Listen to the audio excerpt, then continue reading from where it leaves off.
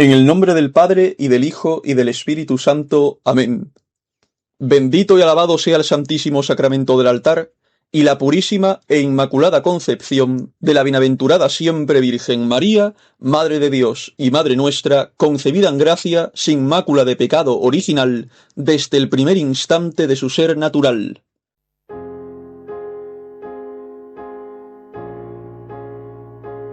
Conferencia dictada en la Academia Católica de Sabadell, España, por el Reverendo Señor Don Félix Sardá y Salvani, presbítero. Integristas, sí, señores míos, y a mucha honra. Y en tanto es así, que deseando dirigiros hoy la palabra en esta nuestra querida academia, tras tanto tiempo de no haberos hablado en ella, ciertamente no por falta de voluntad, me pareció bien escoger por tema de mi familiar conferencia el presente mote o apodo con que quieren, según se ve, infamarnos de algún tiempo para acá nuestros enemigos.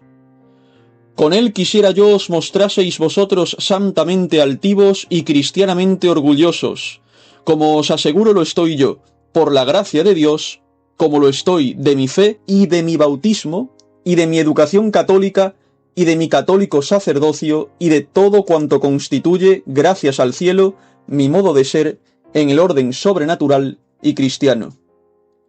Sí, amigos míos, integristas soy e integristas deseo que seáis todos los de esta sociedad, e integrista creo yo a todo hombre de quien tengo favorable concepto en sus costumbres y creencias, e integrista quisiera yo fuese todo el mundo, única manera de que fuese todo hijo reconocido y súbdito sumiso de Dios nuestro Señor. Apropiémonos, pues, y muy en alta voz declaremos como nuestra esta calificación, que quiere ser denigrativa y que no es sino gloriosísima. Repitámosla, sí, y alcémosla en alto, muy en alto, como inmortal bandera que simboliza todas nuestras aspiraciones, recuerda todos nuestros deberes, eleva y maravillosamente dignifica nuestra condición en la vida social moderna, y nos separa con distintivo característico de todo lo demás que mira como suyo, en mayor o menor grado, el liberalismo reinante. Hablemos pues de integrismo, y con rostro varonil y pecho firme, aceptémoslo con todas sus consecuencias. Ha sido una manía constante de los enemigos del catolicismo la de buscar siempre disfraces y apodos con que atacar a los hijos de él, a fin de que pareciese que no por católicos los atacaba, sino por algo muy independiente y ajeno a este carácter suyo esencial. Casi todas las herejías han inventado un mote con que apostrofar a los católicos, suponiendo que no los combatían por tales, sino por aquel otro concepto que con aquel mote o apodo pretendían expresar. Sin embargo, ha dado la casualidad de que el mote escogido siempre ha sido como una revelación inconsciente e involuntaria de algo glorioso para los motejados. Al consignarlo la historia, basta eso por lo común para que se falle con toda rectitud el proceso entre motejados y motejadores. Así, por no dar una ojeada más que sobre los últimos siglos, los anglicanos creyeron haber puesto una pica en Flandes, apodando de papistas a los que no quisieron aceptar el escandaloso cisma de Enrique VIII. Ya veis, señores, si era caso de que se avergonzasen de esta injuria aquellos esforzados ingleses que tan generosamente sabían dar su vida por guardar inviolable fidelidad a la Santa Sede. Posteriormente, los jansenistas, los galicanos y los regalistas, que todos pueden ser llamados con el común denominador de avanzadas más o menos francas del actual liberalismo, inventaron en Francia el apodo ultramontanos, para significar a los fieles de la otra parte de los Pirineos y de los Apeninos, o sea, a los españoles y a los italianos, más opuestos que cualquier otra nación a las tendencias novadoras de aquella artera secta. Y hoy mismo no se persigue a los católicos de Francia por ser católicos. Ya se guardará bien el diablo, que es malo, pero no tonto, de caer en semejante majadería. No por católicos se les persigue, sino por clericales, pues sabida es la frase o el grito de guerra: el clericalismo es el enemigo. Pues lo mismo sucede en España y en la hora presente, alabado sea Dios.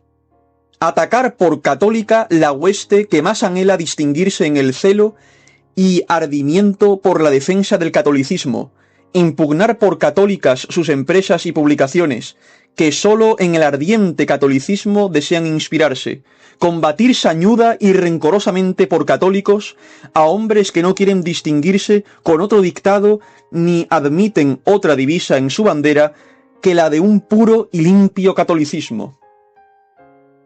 Oh, sería candidez infantil o desusada franqueza, faltas en que nunca caerán nuestros hábiles impugnadores. No, señores, nada de eso. No se nos impugna ni se nos denigra por ser católicos. Antes eso se nos respetaría siquiera por consideración, como dicen ellos, a los llamados inviolables fueros de la conciencia humana. Por lo que ferozmente se nos denigra y sin tregua ni descanso se nos combate, es por integristas. Ya se lo ve. Todos han convenido, hasta no pocos anticatólicos, en que el catolicismo es una cosa muy seria y muy respetable, o por lo menos muy pasadera. En lo que, empero, convienen igualmente todos, así anticatólicos como católicos a medias, es en que los malos y perversos son los integristas. Se diría que es la hora de levantar hoy en España, como bandera de defensa social, un lema análogo al que levantó en su día la Francia de León Gambetta. El integrismo, sí, el integrismo, ese es el enemigo. Está bien, señores míos, y podemos darnos por muy honrados con que de esta manera se nos señale al público desprecio y execración. Mas esto mismo nos da derecho a que, recogiendo el glorioso insulto y analizándolo a sangre fría, concluyamos, no por convencernos a nosotros mismos, que por la misericordia de Dios estamos ya convencidos, sino para convencer a nuestros contrarios de que realmente este es para nosotros nuestro primer blasón y nuestro título de gloria. Veámoslo. A alguno de nuestros desdichados contrincantes les parecerá una blasfemia que les digamos que el primer integrista es Dios nuestro Señor. Y no obstante, así empezamos por sentarlo, y así nos lo enseñan de acuerdo a la filosofía y la teología cristianas. En Dios se halla la íntegra plenitud del ser y la suma íntegra perfección. La integridad esencial de sus soberanos atributos no la menoscaba deficiencia alguna, ni la coarta clase alguna de limitación. Como decimos que Dios es el ser puro y absoluto, sin mezcla alguna de no ser, así podemos afirmar que la divina esencia es el integrismo puro en su más alta, filosófica y trascendental significación. No cabe en Dios más que un infinito y eterno amor al bien, a la par que un infinito y eterno odio al mal. Odio y amor que se identifican en un solo atributo suyo, que es el de su soberana y eterna justicia. Y de tal suerte ama Dios lo bueno y odia lo malo, que no puede en manera alguna dejar de tener aquel odio y aquel amor, o tenerlos más remisos o atenuados. No, sino que su propia divina esencia le fuerza, por decirlo así, a amar infinitamente lo amable y a odiar infinitamente lo aborrecible, hasta el punto de que dejaría de ser Dios si dejasen de existir en él ese integrismo del amor a lo bueno y ese integrismo del odio a lo malo. En ese sentido, la palabra integrismo suena como expresión de lo absolutamente perfecto. Bien podemos asegurar que, cuando con divino llamamiento nos convida el divino Redentor a emular en lo compatible con nuestra flaca naturaleza, la perfección misma del Padre Celestial, con aquel estote perfecti sicut et pater vester celestis perfectus est, sed perfectos como vuestro Padre Celestial es perfecto, nos convida ni más ni menos que a ser buenos y perfectos integristas. Y si necesitase yo apoyar esta interpretación con el comentario autorizado de algún grave doctor de la Iglesia, me lo daría de suma autoridad el insigne hermano de nuestro glorioso apóstol de las Españas, que nos encarga en su canónica ut sitis perfecti et integri ut nullo deficientes, que seamos perfectos e íntegros sin faltar en cosa alguna. Y aún podríamos sacar a colación aquel otro texto de San Pablo a Tito, en que le dice que se muestre a todos como ejemplo de buenas obras en doctrina, integridad y en gravedad. Te ipsum preve exemplum bonorum operum in doctrina, in integritate, in gravitate. Las ideas de integridad y de santidad son no análogas, sino perfectamente idénticas. El diccionario de la Academia define la santidad: integridad de vida. Si, como hemos dicho, el integrista por esencia es nuestro Señor, después de él son los santos los grandes integristas del género humano, y al frente de ellos la reina gloriosísima de todos, María, Madre de Dios. Esta inmaculada integridad es la que más de cerca y con más vivos resplandores refleja la de la Trinidad Beatísima y la de la humanidad de su Santísimo Hijo. Integridad admirable, integridad incomparable, integridad de la que en algún modo podríamos decir con el poeta: muestra de lo que el hombre ser podía, muestra de lo que fue sin el pecado. Pues ¿qué? ¿Acaso a nuestra primitiva naturaleza, no manchada todavía por la culpa original, no la llaman los teólogos naturaleza íntegra? Vean pues los adversarios del integrismo a qué ideas o conceptos podría creerse se oponen cuando tanto asco y aun quizá horror afectan hacer de esta palabra con que los infelices creen rebajarnos. Mas pongamos, señores míos, este asunto en el mero terreno del buen sentido natural, que es donde más fácilmente se confunde a cierta clase de enemigos.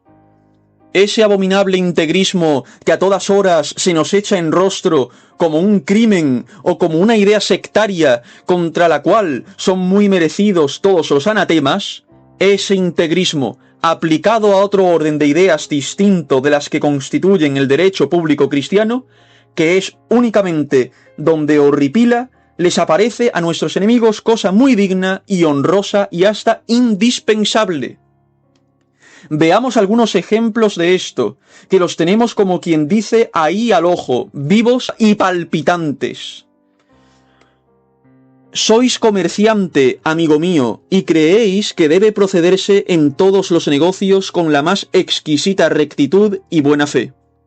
No os permitís en eso transacción alguna como con la conciencia, ni la toleráis en vuestros gerentes y subordinados. Lleváis la rigidez hasta el escrúpulo, y en vuestros libros, como en vuestra correspondencia, como en vuestro trato verbal, os subleva la idea de que pueda encontrárseos borrón alguno que obscurezca vuestra limpia fama de cumplido caballero. Decidme ahora, ¿sabéis lo que sois con esas ajustadas ideas de escrupulosa conciencia mercantil? Pues sabedlo, aunque os asombre. Sois un integrista. Lo que profesáis y practicáis es sencillamente el integrismo comercial. Administráis cargos públicos. Sois, por ejemplo, alcalde de vuestra ciudad o aldea. Desempeñáis el elevado ministerio de juez de partido o simplemente el más modesto de juez municipal. Y tan alta idea tenéis de estos oficios, realmente muy altos en la República Cristiana, que os esmeráis y andáis desvelado día y noche por el más exacto cumplimiento en ellos. Y no solamente no torcéis derecho ni lleváis cohecho, como dice la antigua frase castellana, sino que mirando como sagrados los intereses de vuestros administrados, veis en cada uno de ellos y en sus bienes y honra un depósito de que se os pedirá cuenta gravísima ante Dios.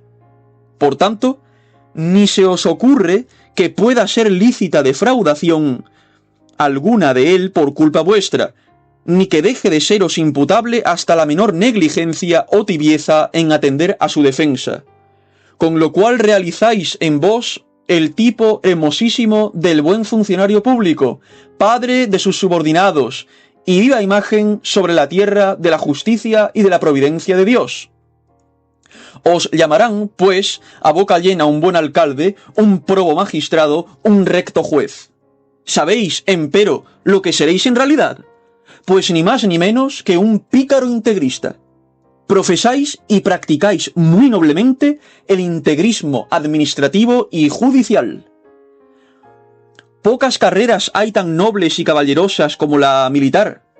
El ciudadano que, por defender a su patria y a las leyes, se hace, por la profesión de la disciplina, esclavo de los más austeros deberes, jura perder, antes que faltar a ellos, no solamente la propia libertad, que a eso ya renunció desde el principio para hacerse siervo de la ordenanza, sino el sosiego de toda su existencia, los halagos y afectos más santos de la familia, la propia salud, la vida misma.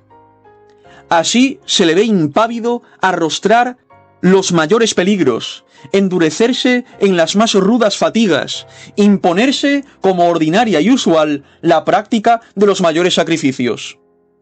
Vive por su bandera y muere por ella.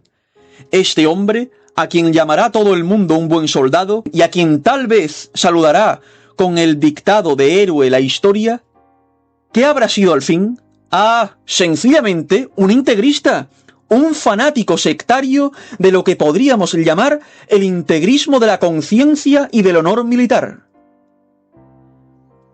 Sagradas son las leyes de la sociedad conyugal y doméstica. Dios y la Iglesia exigen en eso moral muy apretada, mucho más apretada de la que suele autorizar el mundo, que por desgracia es en eso, como en todo, muy sospechoso moralista. Conformes vosotros a esas ideas, guardáis y exigís que se guarden la honra y decoro de vuestro hogar, con el inviolable respeto de un santuario.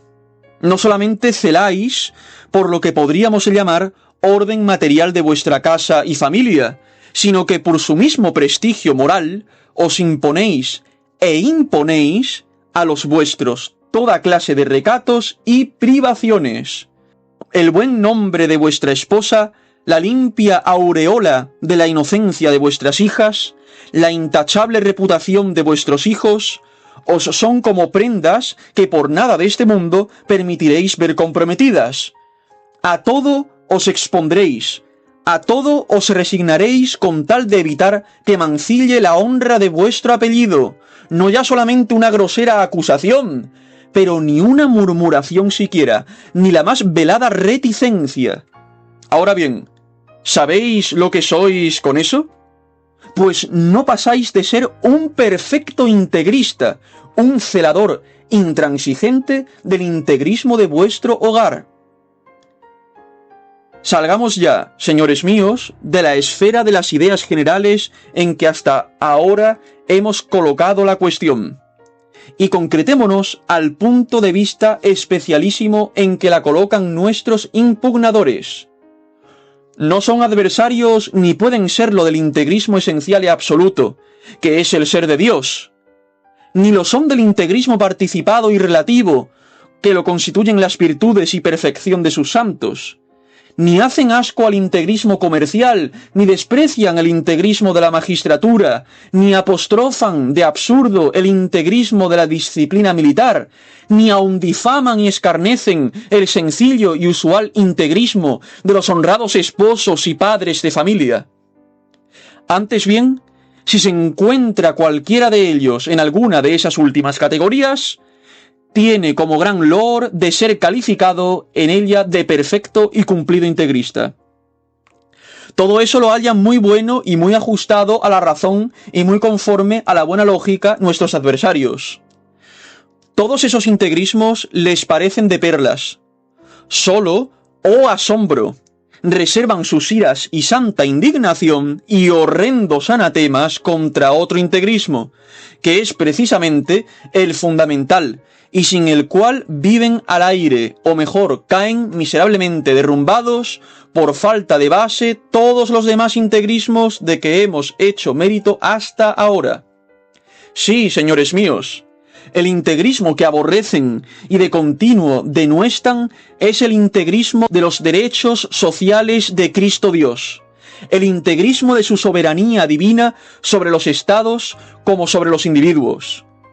Predicar ese integrismo y defenderlo a todo trance y propagarlo por todos los medios, este es nuestro pecado. De eso se hace contra nosotros a todas horas formar denuncia, y por eso se anda pidiendo contra nosotros rigurosa sentencia.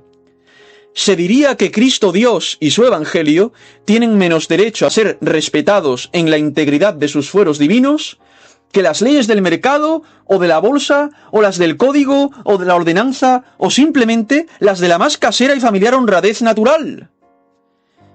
Y esa excepción que hacen contra los derechos integristas de la verdad religiosa y social, los que por otra parte tan conformes se muestran en respetar los derechos de los demás integrismos arriba mencionados, resulta más injustificada y a todas luces más absurda si se considera la idea que hace poco hemos solamente apuntado y que ahora nos permitiremos desarrollar con alguna mayor amplitud.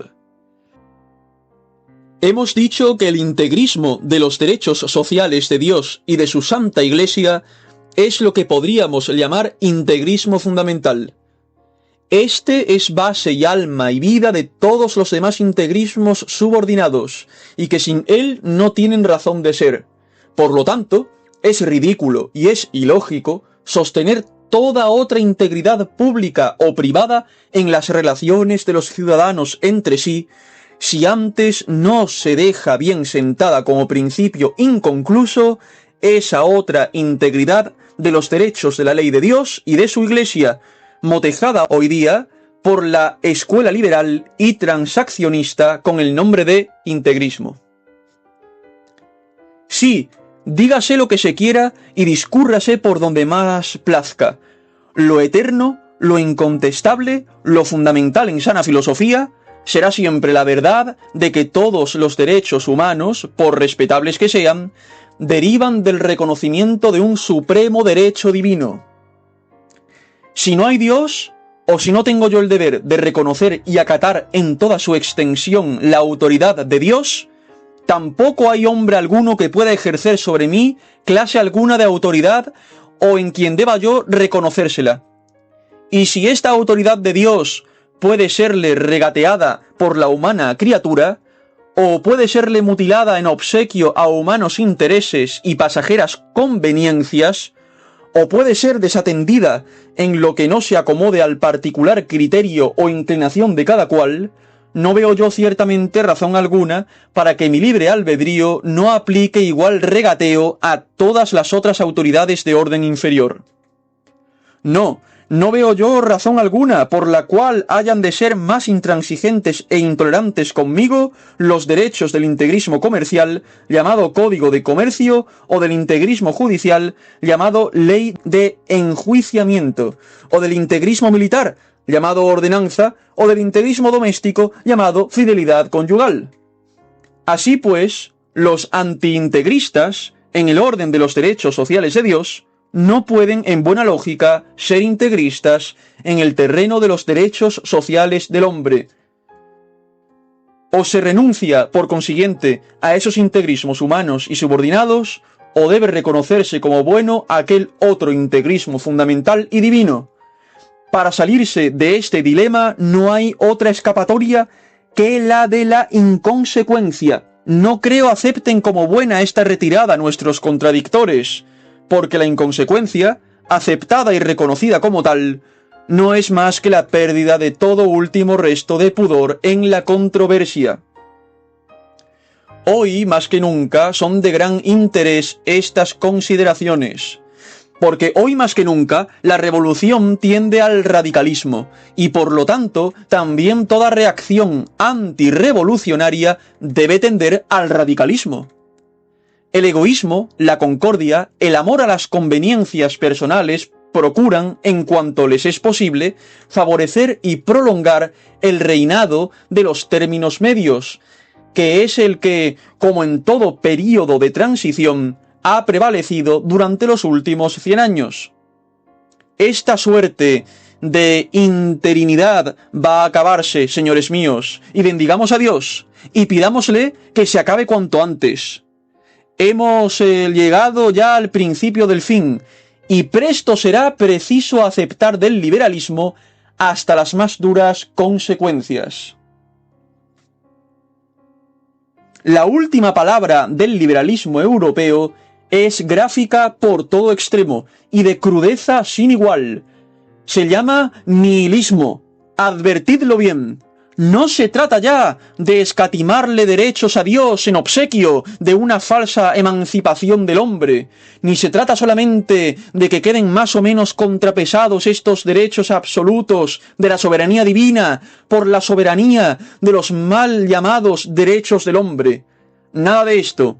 Se aborda francamente el problema y se dice: nada de Dios en la organización social. Nada de Dios en el régimen de la familia.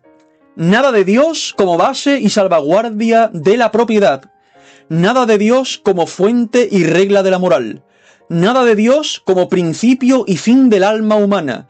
Nada de Dios como esperanza para la otra vida y freno de la presente. Nada. Esta palabra es breve, pero compendiosa, y vale por 100 programas. Es la tabla rasa del liberalismo, es la negación, epílogo y consecuencia definitiva, espantosa sí, pero lógica y racional, de todas sus precedentes negaciones. Esto es, señores míos, el nihilismo. Ahora bien, a esta negación absoluta, ¿qué puede oponerse mejor que una afirmación absoluta? A ese nada audaz de la revolución, ¿qué otra respuesta decisiva puede dársele sino el todo de la restauración cristiana? ¿Por qué no ha de decirse de análoga manera en todo los derechos de Dios? En todo, todos los derechos de Dios. En todo, todos los derechos de Dios con todas sus aplicaciones y todas sus consecuencias. Más claro, si hoy día la revolución se proclama y es ya el nihilismo, ¿qué debe ser ya la verdadera contrarrevolución, sino el integrismo?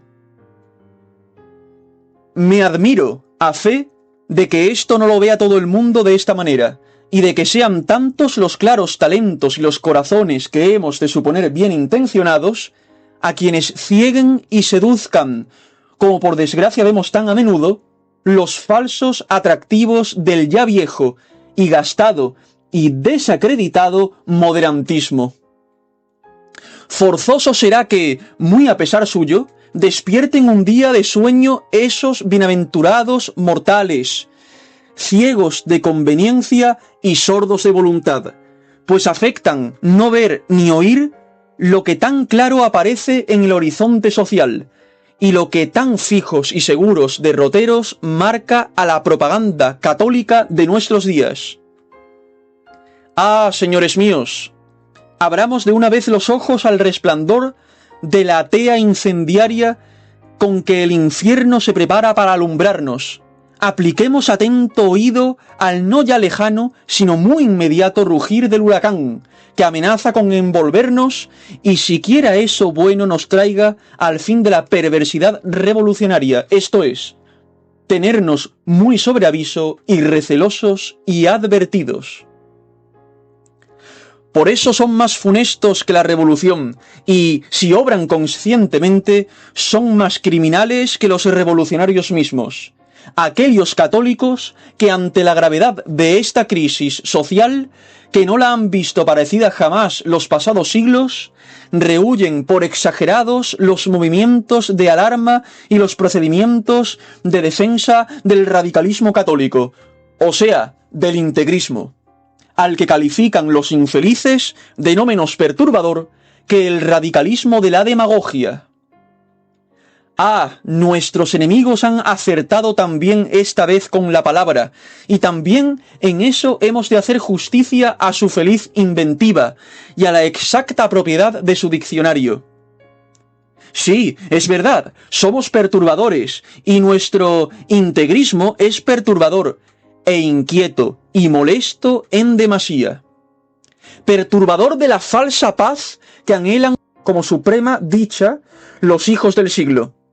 Perturbador de los malhadados ocios de la carne y sangre, que rehuyen hoy, como han rehuido siempre, las asperezas del combate cristiano.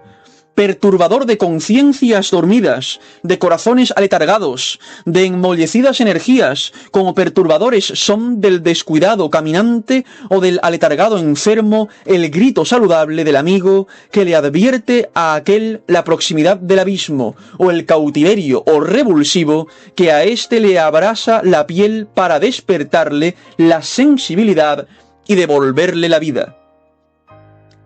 El católico a medias hace bien en llamarnos de esta manera, pero quizá no advierte el servicio que con esto presta a la fiera revolucionaria, de la cual se convierte en el mejor aliado y auxiliar. Porque, en realidad, parece ser aliado del ladrón el que, viéndole forzar la puerta, no grita recio y no alborota, por no turbar el pacífico descanso del dueño de la casa. Parece ser cómplice del incendiario, el que viendo las primeras llamaradas del incendio, no rompe a gritar ¡fuego! ¡fuego!, por no perturbar con estos clamores la paz del vecindario.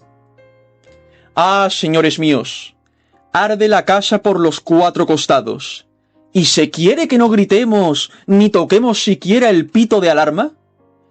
Todo lo invade y asuela y saquea la feroz irrupción de nuevas hordas berberiscas. Y se pretende que es mejor hacer como que no se ve nada, a fin de que con la alarma no se turbe la bienaventurada paz de los dormidos.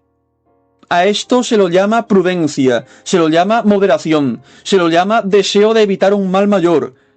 En el lenguaje del buen sentido de todos los pueblos, a esto nunca se llamó más que traición o cobardía.